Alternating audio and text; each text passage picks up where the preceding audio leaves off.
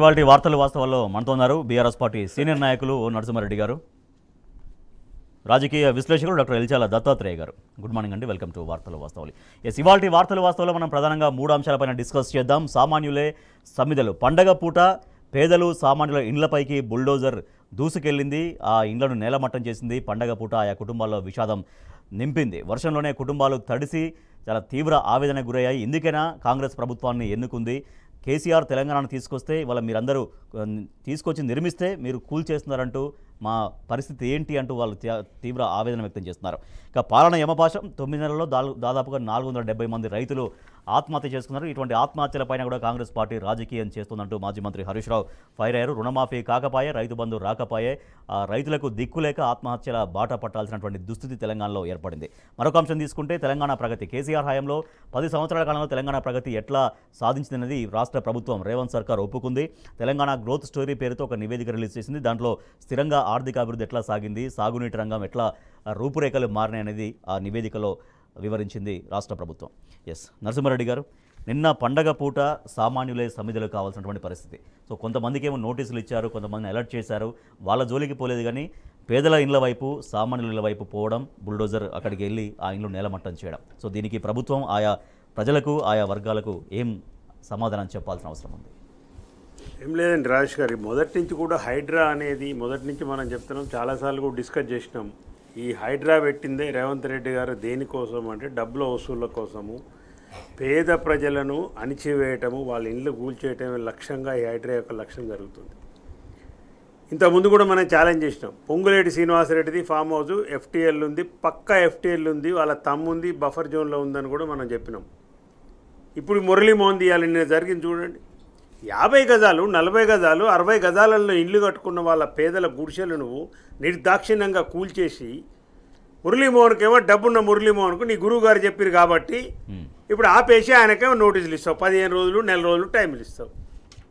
ఇక్కడ పక్కనున్న ఏది దుర్గం చెరువు పక్కనున్న మీ తమ్ముడు, మీ అన్న ఉన్న కాలనీలో ఎట్లా నోటీసులు ఇస్తారండి? 30 రోజులు, 40 రోజులు వాళ్ళకి నోటీసులు ఇచ్చే వాళ్ళని కూలగొట్టుకోకుండా ఆపుకోవాలి.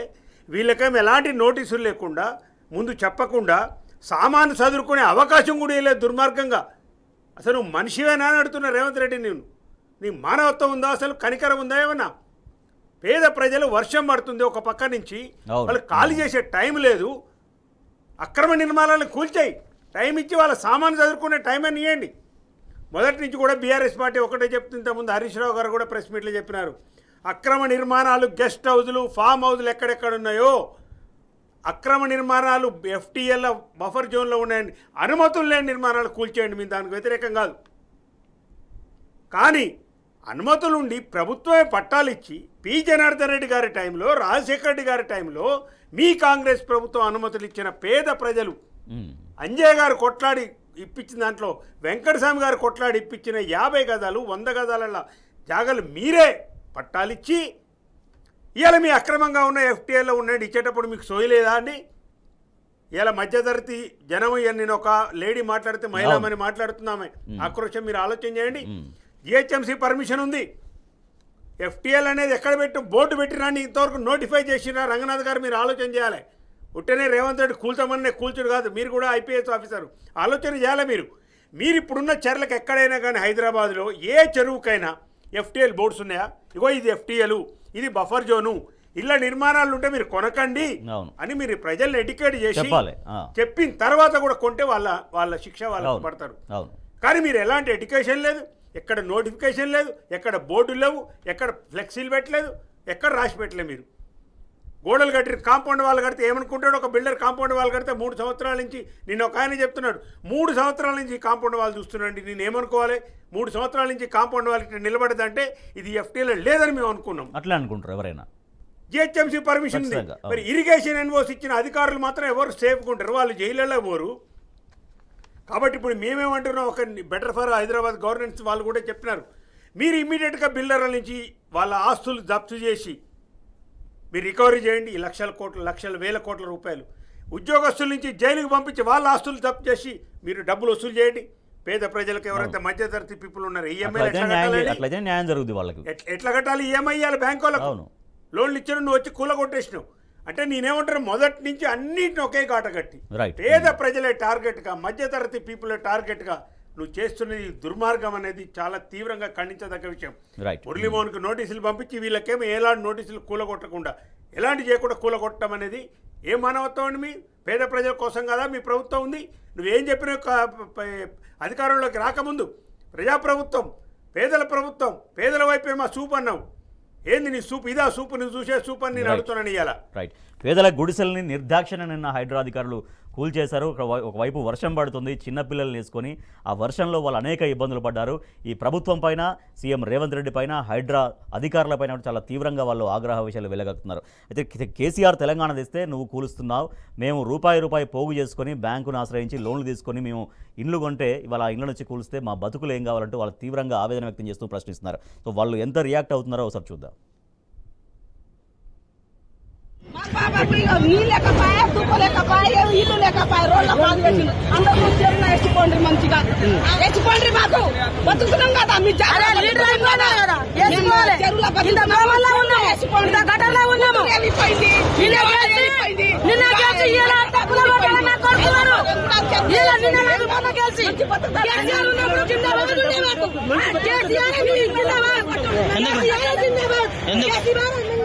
ఎందుకు రేవంత్ ఇచ్చారు మాకు మంచి దారి చూపారు, కళ్యాణ డబ్బులు ఇప్పించారు, అన్న చెప్పారు. కేసీఆర్ కళ్యాణ డబ్బులు ఇప్పించారు.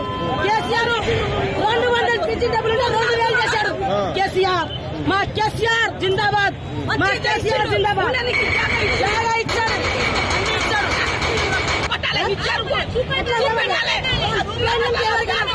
ఇట్లా చేస్తారా? మాకు ఏముంది మా పద్ధతి? మేము ఎట్లా ఉన్నాము? మేము ఎట్లా పెట్టాలి? నేను దొరికిన కావద్దు, పని దొరకదు, లేకుంటే పని దొరకదు. 28 రోజులు 38 రోజుల బాబా కేసీఆర్ నిరాహార చేసి తెప్పించాడు తెలంగాణ. ఈయన ఊరికన్నా వచ్చి ఎక్కిపోయి గద్దె ఎక్కిపోయి కూల కొట్టడానికి మాలాంటి వాళ్ళవి. నిజంగా మేము అన్యాయంగా కట్టలేదే, డబ్బులు ఇచ్చి కొనుక్కొని కట్టుకున్నది, లంచాలు తీసుకోలే, మేము కట్టుకున్నాం డబ్బులు ఇచ్చి. అందుకేనా ఈయన ఎన్నుకున్నాము. అదే మాకు అందుకే కదండి కేసు వేసాము. ఒకళ్ళు రాంగ్ అయితే కూర్చేయండి, రాంగ్ కూర్చోండి. సర్వేలో మాది రాంగ్ అంటే రేవంత్ రెడ్డి కూర్చోయ్యా నువ్వు. సో రైట్, అది పేదలు సామాన్యుల ఆగ్రహ ఆవేశాలు మనం చూస్తున్నాం. సో గత బీఆర్ఎస్ ప్రభుత్వాన్ని గుర్తు చేసుకుంటున్నారు, గత ముఖ్యమంత్రి కేసీఆర్ గారిని గుర్తు చేసుకుంటున్నారు. కేసీఆర్ జిందాబాద్ అంటూ వాళ్ళు ఒక కడుపుల నుంచి ఒక బాధ వాళ్ళు వెళ్ళగక్కుతూ గత ప్రభుత్వాన్ని, గత ముఖ్యమంత్రి గారిని గుర్తు చేసుకుంటున్నారు.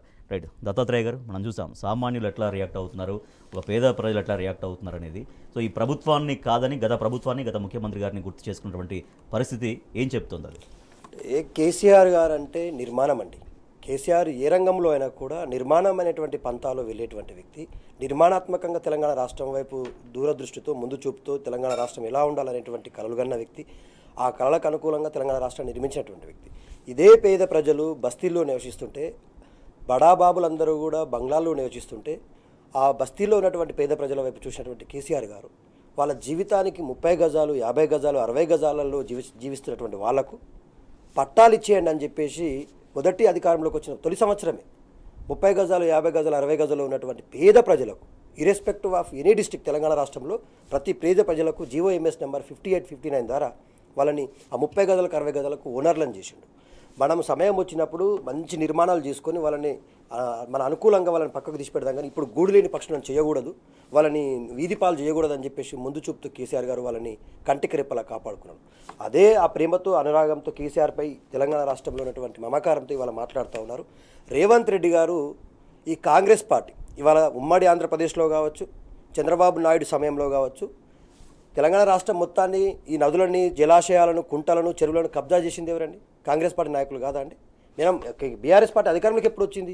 2014 నుంచి 2024 వరకు. మిగతా సంవత్సరాలు మొత్తం 60 ఏళ్ళుగా తెలంగాణ రాష్ట్రంలో ఉన్నటువంటి నదిని, జలాశయాలను, చెరువులని, కుంటల్ని 1956 నుంచి 1984 వరకు కాంగ్రెస్ పార్టీ ఉంది ఈ రాష్ట్రంలో. ఆ జలాశయాలంటి కబ్జాలు చేసింది. ఇవాళ టీడీపీ పార్టీ 84 నుంచి 2004 వరకు. సో ఈ రెండు పార్టీలు చేసిన పాపాన్ని వల్ల రేవంత్ రెడ్డి కడుక్కునే ప్రయత్నం చేస్తూ ఉన్నాడు. మీ పార్టీలు, మీ గురువు గారు, మీ కాంగ్రెస్ పార్టీ నాయకులు చేసిన పాపాన్ని కడుక్కునే ప్రయత్నం చేస్తూ ఉన్నాం. కడిగే ప్రయత్నంలో బడాబాబులకు ఇవాళ మీరు జేవేరీ సంస్థ అధినేత అయినటువంటి మురళీమోహన్ గారికి, మీ గురువుగారు చెప్తే నోటీసులు ఇచ్చి ఆపేస్తావు, కానీ పేద ప్రజల గుడిసెల మీదకి నువ్వు బుల్డోజర్లు ఎట్లా పంపుతున్నావు అని చెప్తా ఉన్నాము. ఇది ముమ్మాటికి పేద ప్రజల వ్యతిరేక ప్రభుత్వం అని చెప్పేసి అర్థమైపోయింది. పేద ప్రజలను వీధిపాలు చేసే ప్రభుత్వం అని సరే, ఎట్లా కూల్ చేస్తున్నారు, బట్ కనీసం వాళ్ళకు సమయం ఇవ్వాలి. వారు అన్నట్టుగా వాళ్ళ సామాను సర్దుకోవడానికో లేకపోతే వాళ్ళు వేరే ఒక ఆల్టర్నేటివ్గా ఒక చోటుకి వెళ్ళడానికో అట్లా ఏమీ లేకుండా సడన్గా ఉన్న గూడు తీసేస్తే ఏం కావాలి? అసలు వాళ్ళు ఎంత సామాన్లన్నీ బయట పెట్టుకుని ఎంత ఇబ్బంది పడుతున్నారు అండి. ఇప్పుడు నువ్వు నిజంగానే కూల్ చేసే ప్రయత్నం చేసే బఫర్ జోన్లో ఉంటే వాళ్ళకు ప్రియర్గా ముందస్తుగా సమాచారం ఇచ్చి వాళ్ళకు ఆల్టర్నేటివ్ ఏర్పాటు చేసి పునరావాస కేంద్రాలు ఏర్పాటు చేసి సో ఈ సమయం వరకు మీరు ఈ ప్రాంతాల్లో నివసించండి, ఆ తర్వాత మీకు ఖచ్చితంగా ఏదో ఒక పట్టాలు ఇస్తామో, భూములు ఇస్తామో, జాగాలు ఇస్తామో, ఇల్లులు కట్టిస్తామో అని ఇవ్వాల్సినటువంటి అవసరం ఉంది. గ్యారంటీ ఇవ్వాల్సిన ప్రభుత్వమే రోడ్డు మీద బారేసి వీధిపాలు చేసేసి పాపం కట్టుబట్టలతో వాళ్ళు రోడ్డు మీదకి వచ్చి విలపిస్తున్న తీరు చూస్తూ ఉంటే తెలంగాణ ప్రజలని ఎందుకు నువ్వు ఇంత గోసపుచ్చుతున్నావు అని చెప్పేసి అడుగుతా ఉన్నాం. ఇంకొక విషయం ఏంటంటే రేవంత్ రెడ్డి గారు తెలంగాణ రాష్ట్రాన్ని విచ్ఛిన్నం చేయాలనే ప్రయత్నం చేస్తూ ఉన్నాడు. ఈ హైదరాబాద్ కంటూ స్వతహాగా ఒక డెవలప్మెంటల్ ఆటిట్యూడ్ ఉంది. ఈ హైదరాబాద్ని డెవలప్మెంట్ని విచ్ఛిన్నం చేస్తే, నాశనం చేస్తే తన గురువుగారు కలలు కన్నటువంటి అమరావతి అభివృద్ధి అనేటువంటిది వేగంగా పుంజుకుంటుంది. వాళ్ళిద్దరి మధ్య ఉన్నటువంటి అండర్స్టాండ్ ఇది. ఇవాళ 10 సంవత్సరాలుగా కేసీఆర్ గారు కంటికి రెప్పలాగా కాపాడుకుంటూ హైదరాబాద్ని విశ్వనగరం చేసే ప్రయత్నం చేస్తే ఇవాళ హైదరాబాద్కు హయ్యెస్ట్గా 36 ఫ్లైఓవర్స్ 12 అండర్ బ్రిడ్జ్లు నిర్మించి హైదరాబాద్ని అభివృద్ధి ప్రదంలోకి నడిపిస్తే, హైదరాబాద్ కంటూ ఒక గ్లోబల్ రికగ్నైజేషన్ తీసుకొస్తే, ఒక వినూత్నమైనటువంటి రీతిలో హైదరాబాద్ డెవలప్మెంట్ ఐటీ కారిడార్స్ కావచ్చు, మిగతా విషయాలు కావచ్చు నిర్మాణ పరంగా నిర్మిస్తే, కేసీఆర్ అంటే నిర్మాణం అండి. ఒక మర్చిపోని విషయాలు చెప్తా. కేసీఆర్ గారు కమాండ్ కంట్రోల్ నిర్మాణం చేసిండు. అది విశ్వవ్యాప్తంగా ఏ రాష్ట్రంలో లేని విధంగా ఇవాళ మహిళల రక్షణకు ఉపయోగపడుతుంది. కేసీఆర్ గారు ప్రైడ్ సెక్రటరీ కట్టిండు. కేసీఆర్ గారు ఒక అంబేద్కర్ నిలువెత్తు విగ్రహాన్ని కట్టిండు. కేసీఆర్ అంటే జిల్లాలో ఉన్నటువంటి కలెక్టరేట్లు, కేసీఆర్ అంటే జిల్లాలో ఉన్నటువంటి మెడికల్ కాలేజీలు, కేసీఆర్ అంటే జిల్లాలో ఉన్నటువంటి మార్కెట్ యార్డులు, కేసీఆర్ అంటే కాళేశ్వరం ప్రాజెక్టు, కేసీఆర్ అంటే ప్రాణాయత ప్రాజెక్టు, కేసీఆర్ అంటే ఇవాళ రాజోలు బండ ప్రాజెక్టు, కేసీఆర్ అంటే నిర్మాణం. ఇవాళ తెలంగాణ రాష్ట్రంలో ఏ నిర్మాణం తీసుకున్నా కూడా కేసీఆర్ నిర్మించినటువంటిదే. తెలంగాణ రాష్ట్రం ఇంత సుభిక్షంగా ఉంది అంటే కేసీఆర్ ముందు చూపు వల్ల, కేసీఆర్ కలలు అన్నటువంటి తెలంగాణ ఈ రేవంత్ రెడ్డి మూర్ఖంగా వివరిస్తా ఉన్నాడు. తెలంగాణ ప్రజలకు ఒక శాపంగా మారబోతా నరసింహారెడ్డి గారు. ఇప్పుడు అట్లా కదండి, హైడ్రా అనేది పేద ప్రజలకేమో ఒక్కో తీరుగా, బడాబాబులకు, డబ్బున్న వాళ్ళకు, రాజకీయ నాయకుల పట్ల ఈ డిస్క్రిమినేషన్ ఏంది, తేడా ఏందని అడుగుతున్నారు ప్రజలు. ఇవాళ కేసీఆర్ని ఎందుకు గుర్తు చేసుకుంటారండి? కేసీఆర్ పేద ప్రజల వైపు ఉన్నాడు. పేద ప్రజలు ప్రాముఖ్యతగా తీసుకొని ప్రాధాన్యత క్రమంలో రైతులు, మహిళలు, పేద ప్రజలను ప్రాధాన్యత క్రమంలో తీసుకొని 10 సంవత్సరాలు పరిపాలన చేసాడు. ఇవాళ నువ్వేం చేస్తున్నావు? నీ పరిపాలన ఏంది? కాంగ్రెస్ పరిపాలన. ఇవాళ ఎక్కడున్న పేద ప్రజలు మీ ఎజెండాలో చెప్పండి. ఎక్కడున్న పేద ప్రజలు మీ ఎజెండాలు ఎక్కడున్నారు? బడాబాబులకేమో హైడ్రా ఒక తీరుగా, పేద ప్రజలను కూలగొట్టేదానికి వచ్చేటప్పుడు ఒక తీరుగా, ఎందుకు ఈ తేడాని వస్తుందనేది ఇలా అడుగుతున్నాం మేము. మురళీమోహన్కి నోటీసులు ఇస్తావు, అదే అక్కడున్న ఒక బక్కయ్యకో, ఒక మల్లయ్యకో, ఒక మహిళా సోదరిమని ఇవాళ మాట్లాడింది, ఆమె ఆక్రోశానికి అర్థం లేదా అండి? డబ్బులు ఇచ్చి కొనుక్కున్నారు వాళ్ళు. అవును, మరి మాట్లాడరా? వాళ్ళని పిలిచి స్టేక్ హోల్డర్ని పిలిచి మాట్లాడరా అని చర్చలు పెట్టరా? ఎవరి దగ్గర కొన్నారమ్మా, ఏం చేసినారు, ఎవరు ఇంతకు ఈ మొత్తం అక్రమ నిర్మాణాలలో మీరు చెప్పేదానికి అసలు ఎవరిని శిక్షించబడాలని నాకు చెప్పండి రాజేష్ గారు. రేరెండులో ఎవరు శిక్షించబడాలి? పర్మిషన్లు ఇచ్చినటువంటి పర్మిషన్లు ప్రభుత్వమే ఇచ్చింది. ఏ ప్రభుత్వం ఉన్నా కానివ్వండి, ప్రభుత్వం ఇదే కంటిన్యూస్ ప్రాసెస్. గవర్నమెంట్ అనేది ఇలా నువ్వు ఉండొచ్చు, రేపు ఇంకో రావచ్చు, ఇంతకుముందు ఎవరైనా ఉండొచ్చు. ఈ దుర్గం చెరువు సంగతి కూడా చూడండి. 81 నుంచి 85 వరకు 5 సంవత్సరాలలో 3 కోఆపరేటివ్ సొసైటీలకు, హౌసింగ్ సొసైటీలకు పర్మిషన్లు ఇచ్చారు. ఏ ప్రభుత్వం ఉంది అప్పుడు? మీ ప్రభుత్వం ఉంది, కాంగ్రెస్ ప్రభుత్వం ఉంది. ఇచ్చి ఎవరికి ఇచ్చినారు? మీరు 3 సొసైటీలకు ఇచ్చి ఇవ్వాలా, వాళ్ళ కూలగొడతామని నోటీసులు ఇచ్చినారు. 40 సంవత్సరాలు, 39 సంవత్సరాల క్రితం ఇచ్చినాయి, ఇవాళ మీరు కూలగొడతామంటున్నారు. పర్మిషన్ ఇచ్చిన కొన్ని కోట్ల రూపాయలు నీకు పన్ను కట్టిన వాళ్ళు జిహెచ్ఎంసీకి, కోట్ల రూపాయలు, కొన్ని కోట్ల రూపాయలు, కొన్ని వేల రూపాయలు ఇవాళ ఎలక్ట్రిసిటీ బిల్లు కట్టారు. ఇవి కట్టిందంటే నేనేమంటున్నా, మీరు అన్నింటిని ఒకే కాట కట్టి పొద్దునే కలబడితే రేవంత్ రెడ్డి కలబడంగానే, రంగనాథ్ కలబడంగానే పోయి ఇది గోల కొడతాం, అది గోల కొడతామంటే ఇదేంది ఆటవిక రాజ్యమా? ఏమన్నా డెమోక్రసీ ఉందా? పాలన అంటారా దీని? అసలు పరిపాలన అంటారా అండి దీన్ని ఎవరైనా? అటువైపు ఒక రాహుల్ గాంధీ ఏమో బుల్డోజర్ సంస్కృతి వ్యతిరేకంగా ప్రియాంక గాంధీ రాహుల్ గాంధీ ఏమో పోయి ప్రచారం చేస్తుంటారు. సుప్రీంకోర్టు మొన్న ఏం చెప్పింది? బుల్డోజర్ సంస్కృతి నేరస్తులే కూడా కూలగొట్టే అవకాశం లేదు, నువ్వు వాళ్ళకి అవకాశం ఇవ్వాలి, వాళ్ళకు హియరింగ్ అనేది ఉండాలి, వాళ్ళ వాదన వినాలి మీరు. ప్రభుత్వం యొక్క ధర్మం అది. గంటల వ్యవధిలోనే బతుకులు రోడ్డు పాలయ్యాయంటూ చాలా ఆవేదన వ్యక్తం చేస్తున్నారు ఆ బాధితులందరూ కూడా. కేసీఆర్ తెలంగాణ తెస్తే నువ్వు కూలుస్తున్నావు అనేది వాళ్ళు ఆక్రోషంగా చెప్తున్నటువంటి మాట. చావే శరణ్యం మాకు, మా పైన ఎందుకు బుల్డోజర్లు విరుచుకుపడుతున్నాయి, పెద్దలు ఎందుకు వదిలేస్తున్నాయి అంటూ కూడా వాళ్ళు తీవ్రంగా ఈ ప్రభుత్వం పట్ల ఆగ్రహావేశాలు వ్యక్తం చేస్తున్నారు. ఇక పాలన యమపాశం. 9 నెలల కాంగ్రెస్ పరిపాలనలో రైతులు దాదాపుగా 470 మంది రైతులు ఆత్మహత్యకు పాల్పడ్డారు. రుణమాఫీ కాక ఆత్మహత్యకు బాటపడుతున్నారు. రైతు బంధు రాక ఆత్మహత్య బాటపడుతున్నారు ఈ రైతులు. అటువంటి రైతులపైన కూడా, అటువంటి ఆత్మహత్యలపైన కూడా ఈ కాంగ్రెస్ ప్రభుత్వం రాజకీయం చేస్తోంది అంటూ బీఆర్ఎస్ తీవ్రంగా ఫైర్ అవుతుంది. నరసింహారెడ్డి గారు, ఎందుకు రైతు ఆత్మవిశ్వాసాన్ని, ఒక నమ్మకాన్ని ఎందుకు కోల్పోతున్నాడు? ఎందుకు ఆత్మహత్య బాట పట్టాల్సి వస్తోంది? ఈ 9 నెలల కాలంలో తీవ్రంగా నష్టపోయింది రేవంత్ రెడ్డి గారి కాంగ్రెస్ ప్రభుత్వ పరిపాలనలో రైతులు, నిరుద్యోగులు, మహిళలు. రైతులకు సంబంధించి మీరిచ్చిన హామీలో 2 లక్షల రుణమాఫీ అనేది చాలా పెద్ద హామీ. అది కేసీఆర్ గారు ₹1,00,000 రుణమాఫీ చేస్తామంటే లేదు మేము డబల్ చేస్తామని చెప్పి మీరు రైతులను నమ్మబలికి అధికారంలోకి వచ్చిళ్ళు. ఆ రైతులు ఓట్లతోనే మీకు పవర్ వచ్చింది, ఇది గుర్తుపెట్టుకోవాలి. ఇవాళ అధికారంలోకి వచ్చిన తర్వాత మీరు చేస్తున్న దుశ్చర్యలు, మీ పరిపాలన వల్ల రైతులు ఆత్మహత్యలు చేసుకునే పరిస్థితికి వచ్చింది. తెలంగాణ రాష్ట్రంలో 470 మంది రైతులు ఆత్మహత్య చేసుకున్నారని లెక్కలు పత్రికల్లో వచ్చిన వార్తలే చెప్తున్నాయి. ఇంతకుముందు కూడా ఒకసారి కేసీఆర్ గారు మాట్లాడితే అడ్రస్లు పంపండి అన్నట్టు పంపినాం 250 మంది. మరి ఎంతమందికి అలా నువ్వు కంపెన్సేషన్ ఇచ్చావు? ఎంతమంది దగ్గర పోయినారు మీ మంత్రులు? ఆయా జిల్లాలలో రైతులు ఆత్మహత్యలు చేసుకుంటే ఎవరన్నా పోయి పలకరిస్తున్నారా అండి? ఇక రుణమాఫీకి సంబంధించి రుణమాఫీ డిసెంబర్ 9 లోపు మేము చేస్తామన్నది నీ నోటి నుంచి నువ్వు మాట్లాడిన మాట రేవంత్ రెడ్డి. అది ఎవరో అడగలేదు, నువ్వే చెప్పినావు. సోనియా గాంధీ పుట్టినరోజు తప్పకుండా చేస్తామని చెప్పారు. ఇక ఉరకండిగా లగెత్తరి బ్యాంకులో పోయి కేసీఆర్ ₹1,00,000 రుణమాఫీ చేసి తీసుకోండి అన్నావు. నీ మాటలు నమ్మి రైతులు ఇలా రుణం తీసుకొని రెడీగా ఉన్నారు. వాళ్ళకి సంబంధించి ఎన్ని గిమిక్కులు అండి రాజేష్ గారు దీంట్లో. 2 లక్షలు ఫస్ట్ 1,00,000 వరకు అన్నారు. ఇంతకుముందు చాలా లెక్కలు చెప్పినాం మనం. మొత్తం తెలంగాణ రాష్ట్రంలో రుణాలు, స్వల్పకాలిక పంట రుణాలు తీసుకున్న రైతుల సంఖ్య 50 లక్షల పైన ఉంటారు. తీసుకున్న అమౌంట్ 64 లక్షల కోట్లు. ఈ 64,000 కోట్లలో మీరన్న మీ అధమం, మీ క్రైటీరియాస్ ప్రకారం, మీ జీవోలు, ఆ దరిద్రపు జీవోల ప్రకారమే దరిదాపు 50,000 కోట్లు కావాలి. మీరే చెప్పి 49,000 కోట్లు వచ్చారు. క్యాబినెట్కి వచ్చేవరకు 30 ఎక్కువ. ఇవాళ సురేందర్ రెడ్డి గారి మరణము, వారి యొక్క సూసైడ్, ఆత్మహత్య.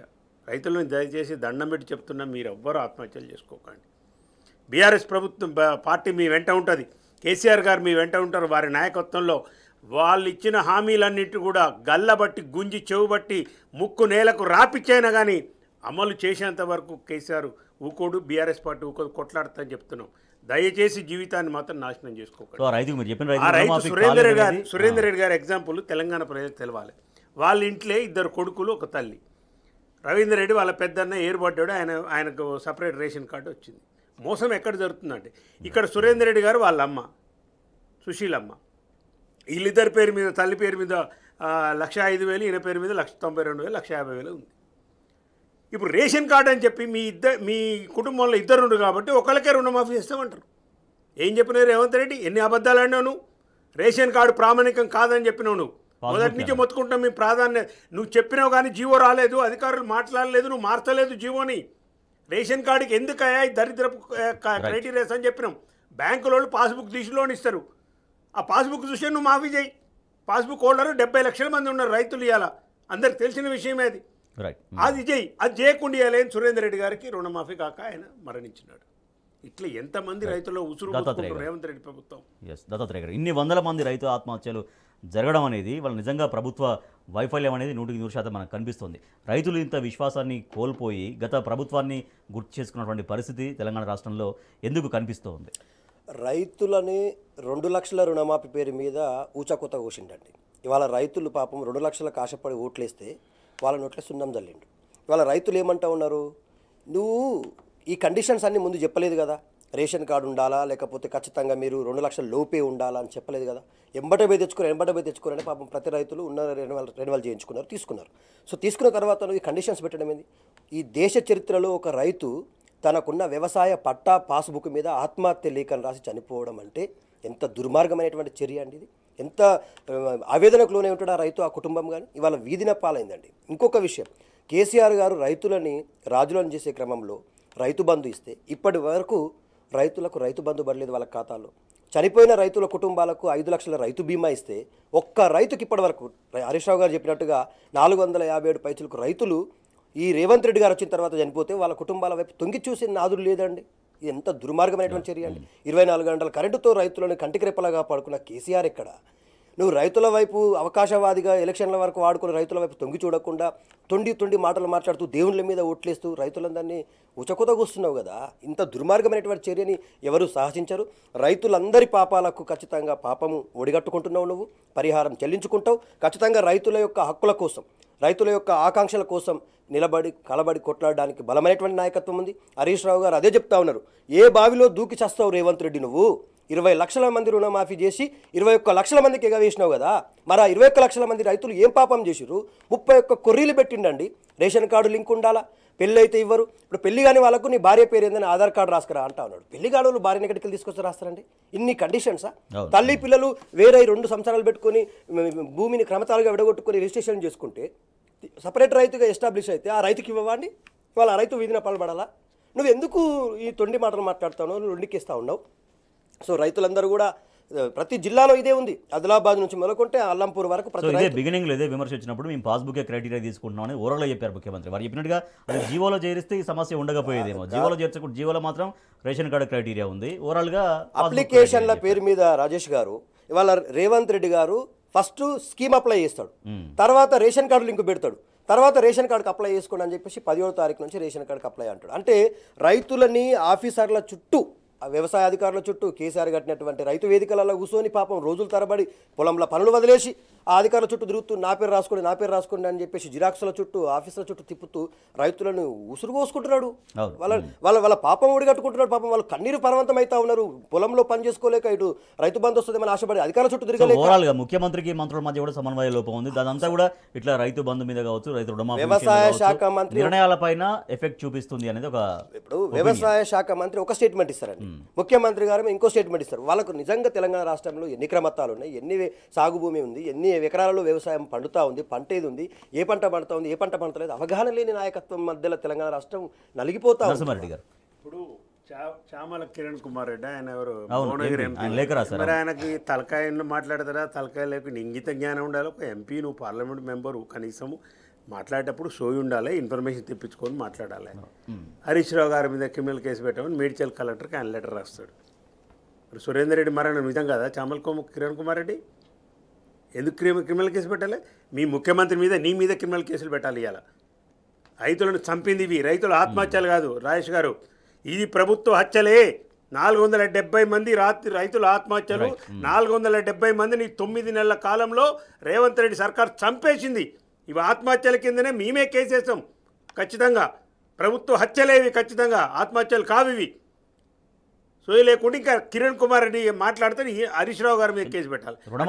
చెప్పినందుకు కాదండి. ఇప్పుడు ఆయన ఎంపీ గౌరవ పార్లమెంట్ మెంబర్గా పోవాలి కదా. నువ్వు పోయినావా? మేడ్చల్ పోయినావా? మాట్లాడినావా? సురేందర్ రెడ్డి గారి కుటుంబం దగ్గర పోయినావా? సోయిందా నీకు? పోయి మాట్లాడి మందలిచ్చి ఏమైతే తెలుస్తుంది నీకు? ఎందుకు చనిపోయాడు సురేందర్ రెడ్డి గారు? వాళ్ళ అమ్మ ఇప్పుడు గర్భ శోకంతో ఏడుస్తుంది. అక్కడికి పోయేది లేదు. మీరు ఏసీ రూములలో కూర్చొని మంత్రులందరూ సమన్వయం కాదు మీరు అన్నట్టు. ఒక సమన్వయం బాగుంది. ఎవ్వని శాఖల వాడు దోసుకోవాలి. సివిల్ సప్లైస్ కుంభకోణం 1100 కోట్లు, యాష్ కుంభకోణం 600 కోట్లు ఆయన, ఇక ఎక్సైజ్ కుంభకోణము సోమ్ డిస్టిలరీస్ అందరికి ఇచ్చేది ఆయన 1000 కోట్లు. ఈ 9 నెలల కాలంలో మొత్తం 9 స్కామ్లే ప్రభుత్వం మొత్తం కూడా. రైట్. అంటే అటువంటి రైతు అంటే ఎంతో ఆవేదన చెందితే తప్పించి ఆత్మహత్యకు పాల్పడరు. అటువంటి రైతు ఆత్మహత్య పైన కూడా మళ్ళీ ఒకరి భాష అని చెప్పే విధంగా వాళ్ళ కాంగ్రెస్ నాయకులు మాట్లాడడం అనేది ఎంత బాధాకరం. రైతు ఆత్మహత్యలను కూడా ఎగతాళి చేస్తూ ఉన్నారండి. ఎక్కిలి నవ్వులు నవ్వుతూ ఉన్నారు. రైతులపై ఇంత కర్కశంగా వ్యవహరిస్తున్నారంటే నిజంగా చెప్తా ఉన్నాము, తెలంగాణ రాష్ట్రంలో ఉన్నటువంటి రైతులందరి తరపున బీఆర్ఎస్ పార్టీ నిలబడి కొట్లాడుతుంది. రైతులు ఎవరు కూడా ఆత్మహత్య చేసుకోవద్దు అని చెప్పేసి విజ్ఞప్తి చేస్తూ ఉన్నాం. మీ ప్రాణం మీ కుటుంబానికి చాలా విలువైంది. ఇవాళ ఈ ప్రభుత్వం ఉంటుంది, పోతుంది, రేపు మళ్ళీ కేసీఆర్ ప్రభుత్వం వస్తుంది, మీకు ఇచ్చిన ప్రతి హామీ నెరవేరుతుంది, మీ కుటుంబాలకు రైతు బంధు వస్తుంది, మీకు రైతు బీమా వస్తుంది, మీ వ్యవసాయ పొలాలకు 24 గంటల కరెంట్ వస్తుంది, ఖచ్చితంగా మీ పొలాలకు నీళ్లు వస్తాయి. కేసీఆర్ అనేటువంటి వ్యక్తి ఉన్నాడు, కేసీఆర్ని నమ్ముకోండి, ఖచ్చితంగా కేసీఆర్ రైతుల తరపున నిలబడతాడు. ఆయనే ఒక గొప్ప రైతుగా ఇవాళ మొత్తం మన అందరికీ తెలుసు ఆయన ఎంత కమిట్మెంట్గా ఉన్నాడు. కాబట్టి రైతులు ఎవరు ఆత్మహత్య చేసుకోవద్దని విజ్ఞప్తి చేస్తా ఉన్నాం. ఈ ప్రభుత్వం పైన పోరాటం చేస్తూనే ఉంటాం. తెలంగాణ ప్రగతి గత 10 ఏళ్ల కాలంలో ఎట్లా పరుగులు పెట్టిందో రేవంత్ సర్కార్ స్వయంగా ఒప్పుకుంది. ఈ మేరకు ఏఐ గ్లోబల్ సమ్మిట్లో తెలంగాణ గ్రోత్ స్టోరీ నివేదిక వెల్లడి చేసింది. ఈ అంశాలు దాంట్లో అన్ని రంగాల్లో సాగునీటి రంగం మొదలుకొని ఆర్థిక స్థిరాభివృద్ధి ఎట్లా సాధ్యమైంది, అనేక అంశాల్లో ఎటువంటి సంస్కరణలు జరిగాయి, తద్వారా తెలంగాణ 10 సంవత్సరాల కాలంలో ఎట్లా నిలబడగలిగింది అనేది స్వయంగా రాష్ట్ర ప్రభుత్వం రిలీజ్ చేసినటువంటి తెలంగాణ గ్రోత్ స్టోరీ నివేదికలో పొందుపరచబడ్డాయి ఈ అంశాలు. సో దీంతో తెలంగాణ అభివృద్ధిని రేవంత్ సర్కార్ ఖచ్చితంగా ఒప్పుకున్నట్లయింది. నరసింహారెడ్డి గారు, గత బీఆర్ఎస్ ప్రభుత్వ హయాంలో 10 సంవత్సరాల కాలంలో సాగినటువంటి అభివృద్ధి, నిలదొక్కున్న విధానం, తెలంగాణ గ్రోత్ స్టోరీలో వెల్లడించినటువంటి ఆ విషయాలు ఎట్లా రిఫ్లెక్ట్ చేశాయి? ఈ 10 సంవత్సరాలు 2014 నుంచి 24 వరకు జరిగిన అభివృద్ధి కాక ఇంకేముంది చెప్పుకోవడానికి రేవంత్ రెడ్డికి? ఎన్నిసార్లు ఇట్లా మాట్లాడతారు? రాష్ట్రం అంతా అప్లపాలైందని ఒకవైపు, ఉచిత విద్యుత్ అంటే మేమే ఇచ్చినామని ఒకవైపు, ఈ శ్వేతపత్రాలంతా మీకు సెల్ఫ్ గోలే, మీరుగా సెల్ఫ్ అరెస్ట్ అయింది. కరెంటు విషయానికి వచ్చే 19.24 గంటలు యావరేజ్ కరెంట్ ఉందని మీరే ప్రకటిస్తారు. అలా మీరు తీసుకున్న గొయ్యలో మీరే పడుతుంది. ఇవాళ తెలంగాణ గ్రోత్ స్టోరీకి చెప్పు, మరి ఏం చెప్తావు నువ్వు? 14 కంటే ముందు స్టోరీ చెప్తామా? 14 నుంచి 24 వరకు ఉన్న స్టోరీ చెప్తావా? ఎందుకంటే ఆ ఫిగర్ల కంటే ఈ ఫిగర్లు బెటర్గా ఉన్నాయి. కేసీఆర్ గారి పరిపాలన ఒక స్వర్ణయుగం అనే ఫీలింగ్లు ఉన్నారు. ఇక మీరు ఒప్పుకునే విషయాలు మీ నివేదిక ఏఐ సమితిలో, గ్లోబల్ సమితిలో చెప్పింది ఆర్టిఫిషియల్ ఇంటెలిజెన్స్ దాంట్లో ఒకటి GSDP growth 12.5% GSDP growth. Telangana రాష్ట్రం రాకముందు 13-14లో ఈ రాష్ట్రంలో జిఎస్డిపి 3,45,000 కోట్లు, 3,50,000 కోట్లు ఉంది. 23-24కి వచ్చే వరకే 13,75,000 కోట్లు వచ్చింది. మొత్తం ఉత్పత్తి ఈ రాష్ట్రంలో జరిగింది. సంపద విలువ 14 లక్షల కోట్లు, 4 ఇంతలు పెరిగింది. 4 ఇంతలు పెరిగింది. అది కేంద్రం ఎలాంటి సహాయం చేయకుంటే, కేంద్రం కనుక 18 నుంచి 23 వరకు కేంద్రం సహకరించుంటే 15 లక్షల కోట్లకు పోతుందని ఆర్థిక రంగ నిపుణులే చెప్పినారు. పర్ క్యాపిటల్ ఇన్కమ్ 2013-14 రాష్ట్రం వచ్చేటప్పుడు ఉన్నది 1,14,000 ఉంది. ఇలా 3,70,000 ఉందని మీ బట్టి విక్రమార్క గారు మొన్న పెట్టిన బడ్జెట్లోనే ప్రకటించారు Revanth Reddy. 3,14,000 top in the India. ఇలా విద్యుత్ వినియోగం తెలంగాణ రాష్ట్రమే నెంబర్ 1 ఉంది. 2016 యూనిట్లతో నెంబర్ 1 ఉంది ఇలా తెలంగాణ రాష్ట్రం. ఫార్మా రంగం ఎక్స్పోర్ట్స్ తెలంగాణ నెంబర్ 1 ఉంది. ఇక ఐటీ సేవలు, ఐటీ ఎక్స్పోర్ట్స్ సంబంధించి కేటీఆర్ గారు ప్రత్యేకంగా శ్రద్ధ పెట్టి యువ నాయకుడు చేసిన దాంట్లో 56,000 కోట్లు ఉన్నది 2,25,00,000కు పోయింది ఇవాళ ఎక్స్పోర్ట్స్, ఐటీ ఎక్స్పోర్ట్స్. ప్రభుత్వ ఐటీ ఉద్యోగస్తులు ప్రతి 9 మందిలో 3 మన వాళ్ళే ఉన్నారు. ప్రతి 3 ఒకరు ఉన్నారు హైదరాబాద్ నుంచి, హైదరాబాద్ ఇండస్ట్రీ, ఐటీ ఇండస్ట్రీస్ నుంచి. ఏ రంగం చెప్తావు చెప్పు నువ్వు? ఏ రంగం ఇవాళ 10 సంవత్సరాల్లో అభివృద్ధి కాలేదో నువ్వు చెప్పు. నువ్వు డొక్కు నినాదం పట్టుకొని అప్పులపాలైంది రాష్ట్రం. నువ్వు వచ్చిన తర్వాత జరిగింది ఒకటి చెప్తా. ఈజ్ ఆఫ్ డూయింగ్లో ఇవాళ మనం ఈజ్ ఆఫ్ డూయింగ్లో కేసీఆర్ ఉన్నప్పుడు నెంబర్ 1, 2లలో ఉండేది మనం, గుజరాత్, తమిళనాడుతో సహా. ఇవాళ నువ్వు 0 అయిపోయింది, ర్యాంకింగ్ లేవు మనం. ఈ 9 నెలలు నువ్వు చేసిన ఘనత. తెలంగాణ అభివృద్ధి రాష్ట్రం ఏర్పడిన తర్వాత కేసీఆర్ గారు ఎంతో శ్రద్ధ పెట్టి ఫార్మర్ సెంట్రిక్ గవర్నమెంట్ అని చెప్పి, పల్లెలు పట్టుకొమ్మాలని చెప్పి, పల్లెల్లో ఉన్న మొత్తం కూడా ఆర్థికాభివృద్ధి తీసుకొచ్చి కరోనా టైంలో కూడా తట్టుకునే విధంగా చేసి, వ్యవసాయము మన జిఎస్డిపిలో భాగంగా చేసి ఇలా 5th కాంట్రిబ్యూటర్. ఒక్క విషయం చెప్పి నేను ముగిస్తాను. చెప్పండి. ఇవాళ జీడిపిలో తెలంగాణ పర్సంటేజ్ చెప్పండి. రాష్ట్రం రాకముందు, రాష్ట్రం వచ్చిన తర్వాత దేశ జీడిపిలో. నా రాష్ట్రం గర్వంగా చెప్తున్న కేసీఆర్ గారి పరిపాలనలో, మా పరిపాలనలో 5th contributor of the GDP 5వ రాష్ట్రంగా ఉంది. తెలంగాణను దేశాన్ని సాకుతున్న రాష్ట్రాలలో నా రాష్ట్రం ఉంది. నేను గర్వంగా చెప్తున్నాను మా పరిపాలనలో. నువ్వు చెప్పు, గుణమి చేసుకొని ఏం చేసినావో 9 నెలల్లో? కేసీఆర్ని తిట్టడం, అప్పులపాలైందని విమర్శించడం తప్పితే నువ్వు చేసింది ఏంది? ఒక్క ఇండస్ట్రీ వచ్చిందా మీరు వచ్చినాక? శాంతి భద్రతలు మొత్తం కంట్రోల్లో అసలు లేకుండా పోయి ఎన్కౌంటర్లు చేసి జనాలను చంపి, ప్రగతిశీలవాదులను చంపి, ఇలా ఎన్ని మర్డర్ కేసులు, ఎన్ని మానభంగాలు. ఎక్కడున్నావు నువ్వు? ఎక్కడ పడుకున్నావు రేవంత్ రెడ్డి? ఎంతసేపు ఉన్నా నెలకు 250 కోట్లు, 300 కోట్లు మీ అధిష్టానానికి కప్పని చెల్లించుకోవాలి. దాంట్లో భాగంగా వసూళ్లు చేయాలి. దాంట్లో భాగమే హైడ్రా, దాంట్లో భాగమే ఈ డ్రామాలన్నీ. కాబట్టి కేసీఆర్ గారి పరిపాలనే తెలంగాణ హిస్టరీ అంటే కేసీఆర్ గారి పరిపాలన, తెలంగాణ హిస్టరీ అంటే కేసీఆర్ హిస్టరీ. అంతకుమించి నువ్వు చెప్పడానికి ఏమీ లేదు మీ దగ్గర. సాగు విస్తీర్ణం ఎట్లా పెరిగింది, తర్వాత ఒక పంటల ఉత్పత్తి ఎట్లా సాగింది, సాగునీటి రంగంలో ఎటువంటి రూపురేఖలు మారనేది ఆ నివేదికలో వెల్లడించినటువంటి అంశం. దాంతోపాటుగా భారత ఐటీ రంగానికి కేంద్రంగా ఇక్కడ తెలంగాణ బాసిల్లింది, హైదరాబాద్ బాసిల్లింది అనేది ఆ నివేదికలో పేర్కొన్నటువంటి అంశం. ఇదంతా రేవంత్ రెడ్డి అనేటువంటి వ్యక్తి అధికారంలోకి వచ్చిన తర్వాత తెలంగాణ అభివృద్ధికి మోకాల అడ్డం పెడతా ఉన్నాడు. ఇవాళ నేను ఒక 2 నిమిషాలు చెప్తాను, నన్ను చాలా స్పష్టంగా చెప్పాను. ఇవాళ కేసీఆర్ గారు ముఖ్యమంత్రి కాకముందు నా తెలంగాణ ఎట్లా ఉంది, కేసీఆర్ ముఖ్యమైన తర్వాత నా తెలంగాణ ఎట్లా ఉందో మర్చిపోరు రెండు విషయాలు చెప్తా. వ్యవసాయానికి సాగు సాయానికి జీరో ఉండేది. ఇవాళ కేసీఆర్ వచ్చిన తర్వాత రైతు బంధు పేరు మీద 10,000 రూపాయలు ఇచ్చాడు. అలాగే 500 రూపాయలు ఉన్న దివ్యాంగుల పెన్షన్లను 4,016 చేసిండు. 2,000 రూపాయలు ఉన్నటువంటి ఆశా వర్కర్ల ఆసరా పెన్షన్లను 2,000 పైసలకు చేసిండు. అలాగే సోలార్ విద్యుత్ స్థాపితం మనకు 4,000 పైసలకు చేసిండు. ఇవాళ 6 గంటలు ఉన్నటువంటి వ్యవసాయ కరెంటును 24 గంటలు ఇచ్చిండు. అలాగే స్థాపిత విద్యుత్ సామర్థ్యం తెలంగాణలో కేవలం 7,800 సామర్థ్యం ఉంటే దాన్ని 18,686 మెగావాట్లకు పెంచిండు. అట్లాగే ముందు మహిళలకు స్థానిక సంస్థలు రిజర్వేషన్లు లేవు కేసీఆర్కు ముందు. కేసీఆర్ వచ్చిన తర్వాత స్థానిక సంస్థల రిజర్వేషన్లు 50% తీసుకొచ్చాడు. అట్లాగే గ్రామ పంచాయతీలే తెలంగాణ అభివృద్ధికి కనురెప్పలు లాంటివి అని చెప్పేసి కేసీఆర్ భావించి గ్రామ పంచాయతీలో ఉన్నటువంటి ప్రకృతి వనాలు ఏ రాష్ట్రంలో లేవు. నా తెలంగాణలో ప్రకృతి వనాలు ఉన్నాయి. నా తెలంగాణలో ఉన్న ప్రతి గ్రామ పంచాయతీకి ట్రాక్టర్లు ఉన్నాయి.